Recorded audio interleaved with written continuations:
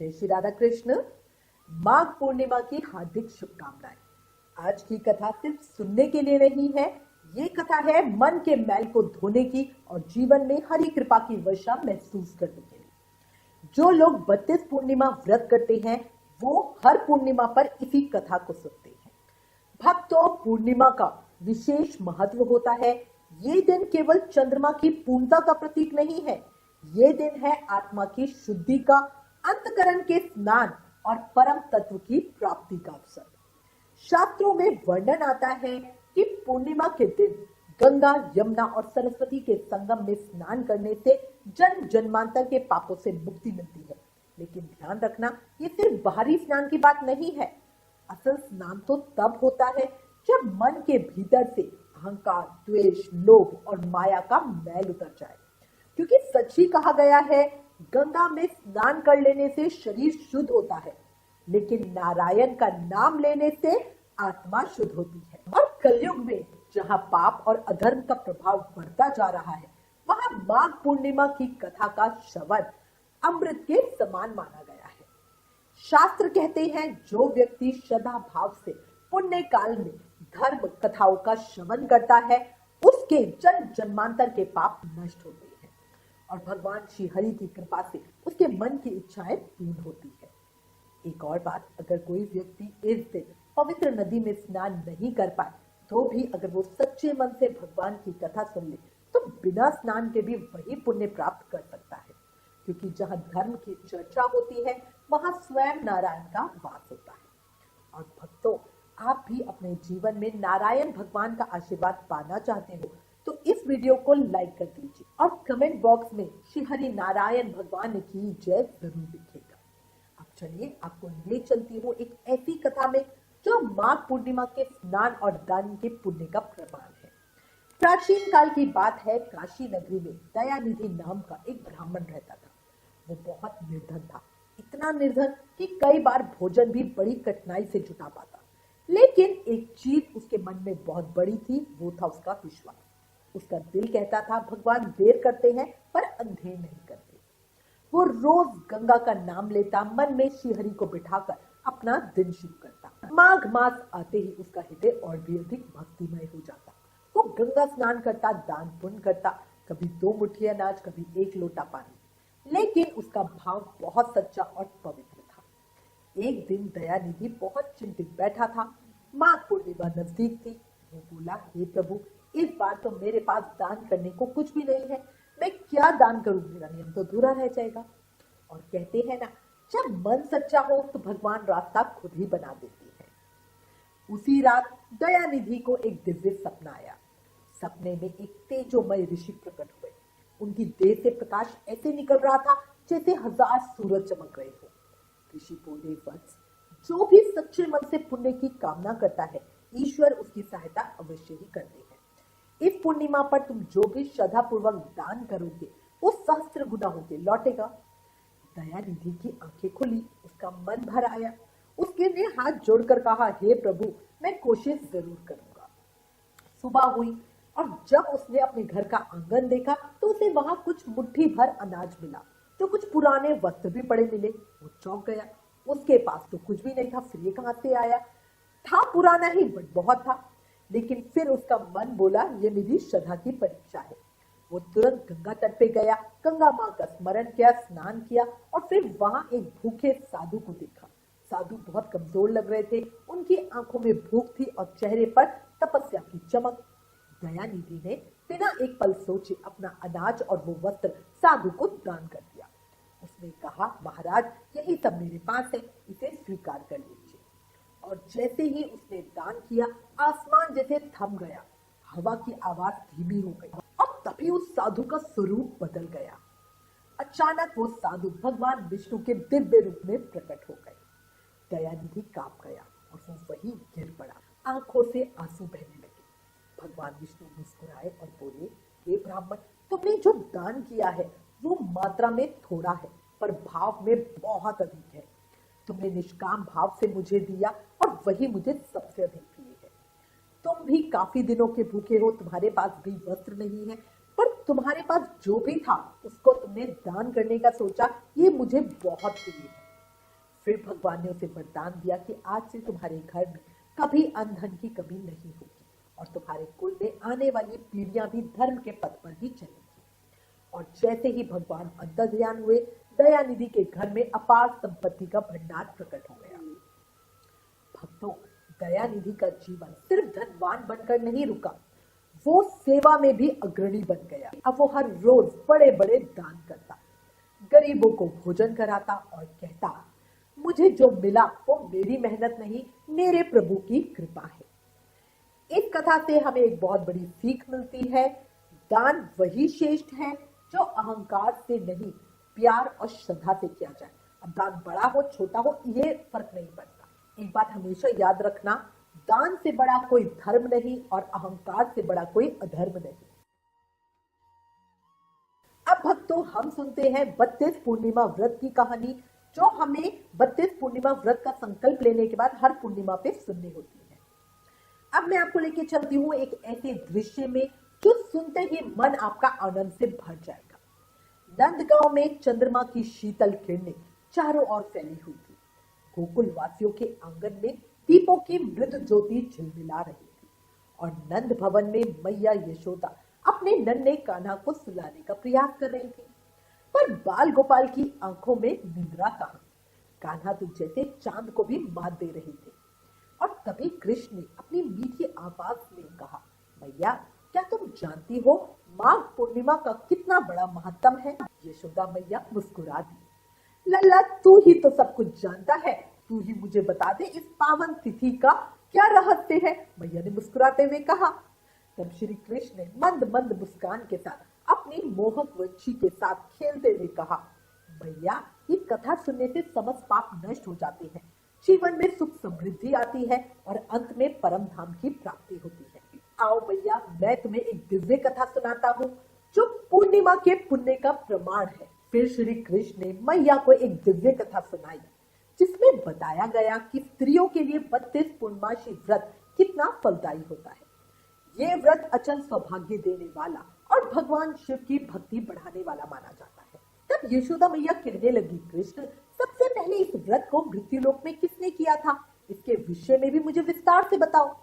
फिर श्री कृष्ण ने स्वयं मैया को 32 पूर्णिमा कथा सुनाई और कहा, माते, इस भूमंडल पर एक अत्यंत प्रसिद्ध राजा चंद्रहास की अनेक प्रकार के रत्नों से परिपूर्ण कांति के नाम वाली एक नगरी थी।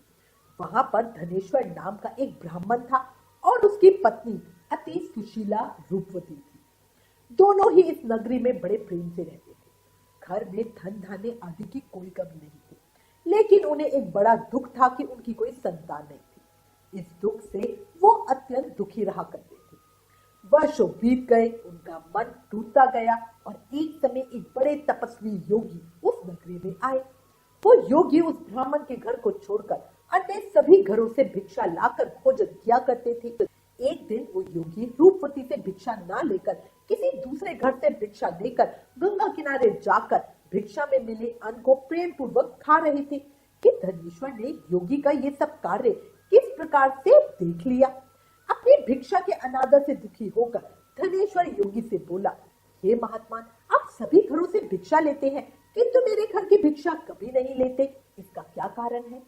तब योगी ने कहा कि निसंतान के घर की भी भीख पतित के अन्न के समान होती है और जो पतितों का अन्न खाता है वो स्वयं भी पतित हो जाता है।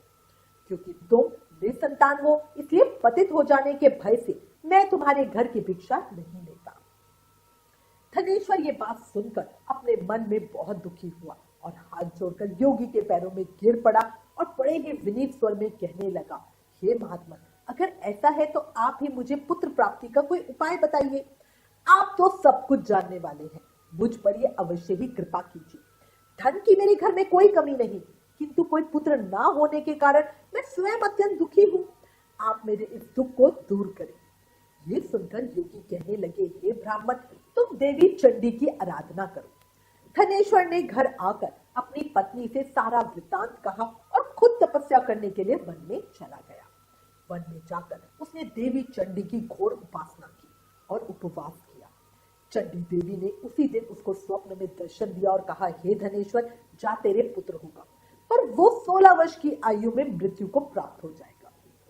अगर तुम दोनों पति पत्नी 32 पूर्णिमा का व्रत विधि पूर्वक करोगे तो वो दीर्घायु भी हो जाएगा। जितनी तुम्हारी सामर्थ हो आटे के उतने दिए बनाकर शिव का पूजन करना, किंतु पूर्णमासी को 32 की संख्या पूरी हो जानी चाहिए। प्रातः काल होने पर इस स्थान के पास ही तुम्हें आम का एक वृक्ष दिखाई देगा। उस पर चढ़कर तुम एक फल तोड़कर अपने घर चले जाना और अपनी पत्नी से सारा वृतांत कहना। ऋतु स्नान के बाद वो स्वच्छ होकर श्री शंकर जी का ध्यान करके उस फल को खा लेगी। तब भगवान शंकर की कृपा से उसको गर्भ ठहर जाएगा। प्रातः काल जब धनेश्वर उठा तो उसने उस स्थान के पास ही आम का एक वृक्ष देखा, जिस पर अत्यंत सुंदर आम का एक फल लगा हुआ था। ब्राह्मण ने उस आम के वृक्ष पर चढ़कर फल को तोड़ने का प्रयास किया, किंतु वृक्ष पर कई बार प्रयास करने के बाद भी वो चढ़ नहीं पाया। अब तो ब्राह्मण को बड़ी चिंता हुई। तब वो विघ्न विनाशक श्री गणेश जी की वंदना करने लगा। हे दयानिधे, अपने भक्तों के विघ्नों का नाश करके उनके मंगल कार्य को करने वाले, दुष्टों का नाश करने वाली, रिद्धि सिद्धि के देने वाले, आप मुझ पर कृपा करें। प्रभु मुझे इतना बल दे कि मैं अपने मनोरथ को पूर्ण कर सकूं। इस प्रकार सच्चे मन से गणेश भगवान की प्रार्थना करने पर वो भगवान की कृपा से वृक्ष पर चढ़ गया। वृक्ष पर से फल तोड़कर उसने घर आकर अपनी पत्नी को वो फल लाकर दिया और उसकी पत्नी ने अपने पति के कहे अनुसार उस फल को खा लिया और वो गर्भवती हो गई। देवी चंडी की असीम कृपा से उसे एक अत्यंत सुंदर पुत्र प्राप्त हुआ, जिसका नाम उन्होंने देवीदास रखा। माता पिता के हर्ष और शोक के साथ वो बालक शुक्ल पक्ष के चंद्रमा की तरह अपने पिता के घर में धीरे धीरे बढ़ने लगा। देवी की कृपा से वो बालक बहुत ही सुंदर, सुशील और विद्या में बहुत ही निपुण था। देवी की आज्ञा के अनुसार उसकी माता ने 32 पूर्णमासी का व्रत रखना आरंभ कर दिया, जिससे उसका पुत्र बड़ी आयु वाला हो जाए। 16वां वर्ष लगते ही देवीदास के माता पिता को बड़ी चिंता हो गई कि कहीं उनके पुत्र की इस वर्ष मृत्यु न हो जाए। इसीलिए उन्होंने अपने मन में विचार किया कि अगर ये दुर्घटना उनके सामने हुई तो वो इस महान दुख को कैसे सहन कर पाएंगे। इसलिए उन्होंने देवीदास के मामा को बुलाया और कहा, हमारी इच्छा है कि तुम देवीदास को 1 वर्ष तक काशी में ले जाकर विद्या अध्ययन करवाओ और उसको तुम कभी अकेला नहीं छोड़ना। इसलिए तुम साथ में जाओ और 1 वर्ष के बाद उसको वापस लौटा लाना।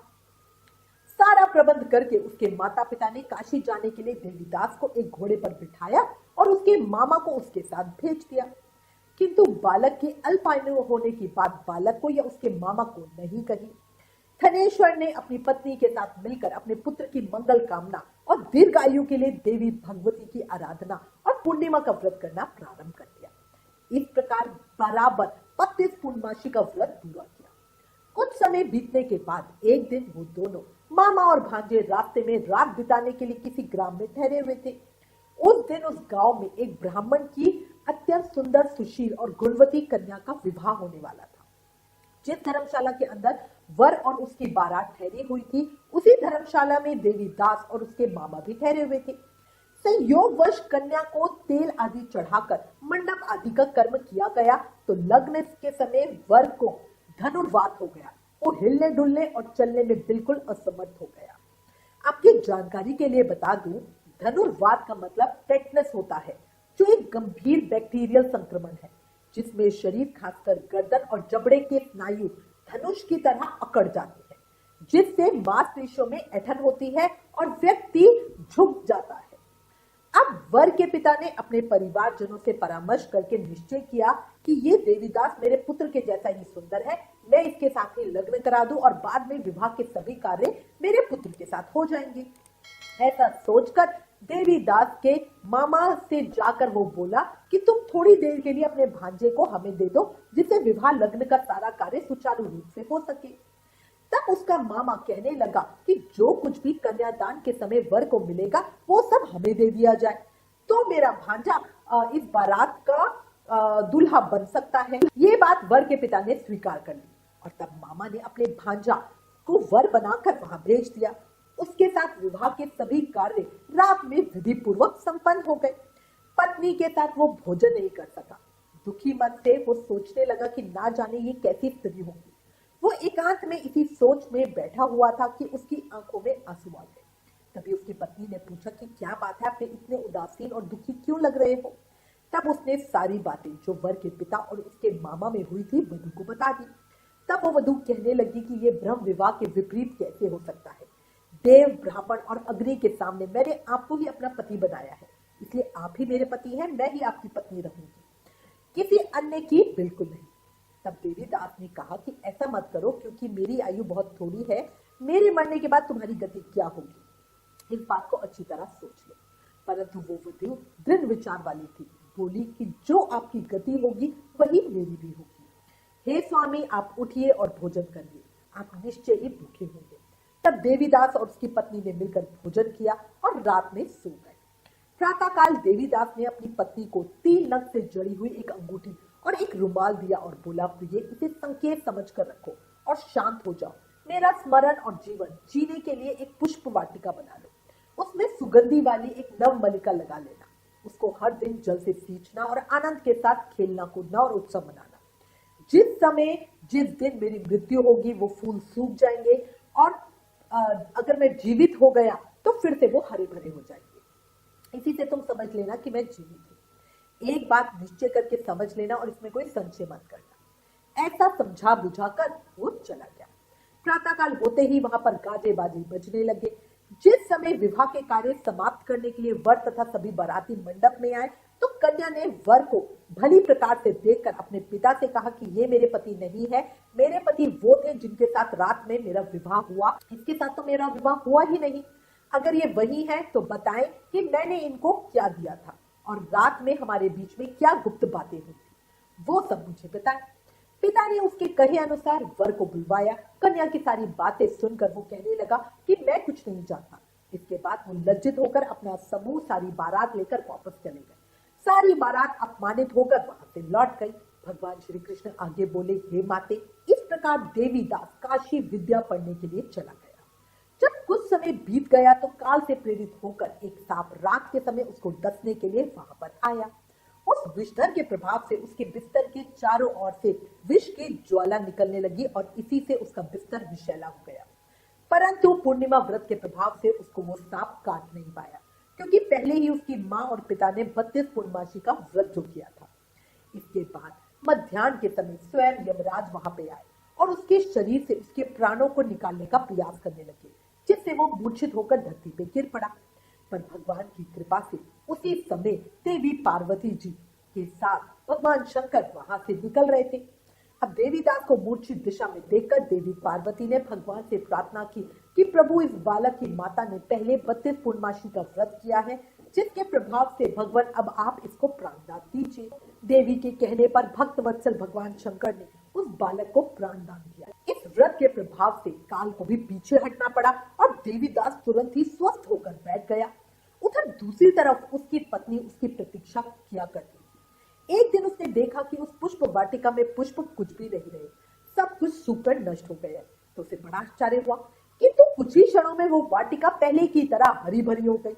अब तो वो समझ गई कि उसके पति पुनः जीवित हो गए हैं। ये देखकर वो बहुत प्रसन्न होकर अपने पिता से कहने लगी, पिताजी, मेरे पति जीवित हैं, आप उनको ढूंढिए। जब 1.25 वर्ष बीत गया तो देवीदास भी अपने मामा के साथ काशी से वापस अपने घर जाने के लिए निकल पड़ा। इधर उसके ससुर उसको ढूंढने के लिए घर से जाने ही वाले थे कि वो दोनों मामा भांजा वहीं पे आ गए। उनको आया देखकर उसके ससुर बड़ी प्रसन्नता के साथ उन्हें अपने घर में ले आए। उस समय नगर के निवासी भी सभी वहां इकट्ठा हो गए और फिर सबने निश्चय किया कि अवश्य ही इस बालक के साथ इस कन्या का विवाह हुआ था। उस बालक को जब कन्या ने देखा तो पहचान लिया और कहा, ये तो वही है जो मुझे संकेत देकर गए थे। फिर सब कहने लगे कि भला हुआ जो ये यहाँ समय पे आ गया, और तब सब नगरवासियों ने खूब आनंद मनाया। कुछ दिनों के बाद देवीदास अपनी पत्नी और अपने मामा के साथ अपने ससुर के घर से बहुत सारे उपहार लेकर अपने घर की ओर चल पड़ा। जब वो अपने नगर के निकट गए तो कई लोगों ने उसे देखकर उसके माता पिता को पहले ही जाकर सूचना दे दी कि तुम्हारा पुत्र देवीदास अपनी पत्नी और मामा के साथ वापस आ रहा है। अब ऐसा सुनकर पहले तो उन्हें विश्वास ही नहीं हुआ, किंतु जब लोगों ने आकर उनकी बात का समर्थन किया तब उन्हें बड़ा आश्चर्य हुआ। इतने में ही देवीदास भी अपने घर पहुंच गया और देवीदास ने अपने माता पिता के चरणों में सर रखकर प्रणाम किया और उसकी पत्नी ने भी अपने सास ससुर के चरणों को स्पर्श किया। माता पिता ने अपने पुत्र और पुत्र वधू को अपने हृदय से लगा लिया और सबकी आंखों से प्रेम के अश्रु बहने लगे। अब अपने पुत्र और पुत्रवधू के आने की खुशी में धनेश्वर ने खूब भारी उत्सव किया और ब्राह्मणों को भी बहुत दान दक्षिणा देकर प्रसन्न किया।